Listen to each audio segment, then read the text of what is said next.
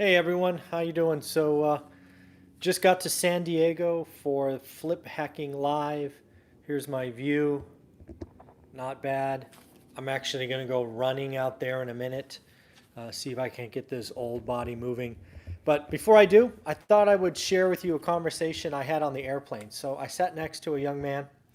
I believe he has just started college, and he was asking what classes should I take in college, to be rich? You know, we had talked, he saw my book I was reading, who do you work for? I said, I'm retired. He goes, hey, I gave him these five classes or courses. I goes to tell you, often in front of crowds of thousands or tens of thousands.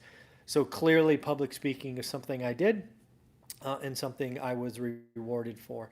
But I think something we don't do enough of today is public speaking, persuasion, all of those things. So the number one class for me was speech. You might call it public speaking, whatever that is for you. I think every college student, frankly, every high school student, would do themselves a service if they did that. The second one is, at least in my college, I never found a class about money, right? There was no money class.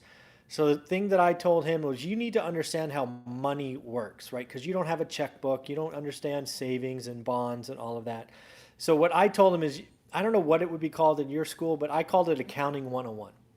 I said, what you really need to understand is the balance sheet, the income statement, and the cash flow statement. You need to understand how those three statements work together, because a lot of people, at least in real estate, talk about the balance sheet, which is actually a way to go broke.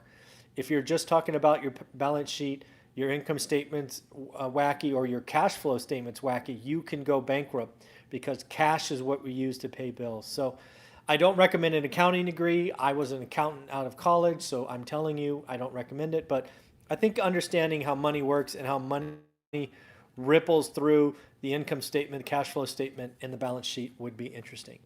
This next one is actually a class I never took, I never looked at, I never thought about. But in today's media age, with the advent of the internet and all these social platforms, I think taking a photography class, especially if you're like me and you don't know what you're doing, I think that would be very interesting. In fact, something I might do as an old man is go take a photography class, because these cell phones that we have now are very powerful, and I'm doing nothing except pushing a button. I'm assuming there's settings and all these other things I could do, and I think taking a photography class would be something very beneficial.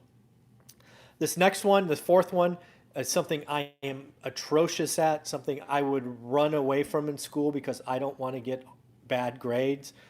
It was called, it'd be called creative writing, right?